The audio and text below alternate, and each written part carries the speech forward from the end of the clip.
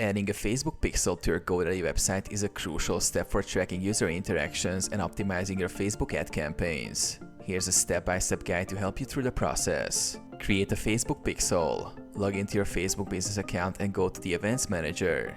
Click on Pixels under the Data Sources section and select Add to create a new pixel. Follow the prompts to name your pixel and get the pixel ID.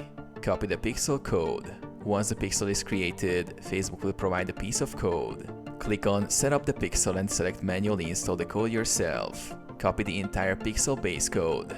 Log into GoDaddy. Open a new tab and log into your GoDaddy account. Access your website editor. Navigate to My Products, find your website, and click on Manage to open the website editor. Add the pixel code. In the website builder, go to the Settings section. Look for an option to add custom code or HTML. Paste your Facebook pixel code in the header section. Save changes. Save your changes and publish your website to make the pixel live. Test your pixel.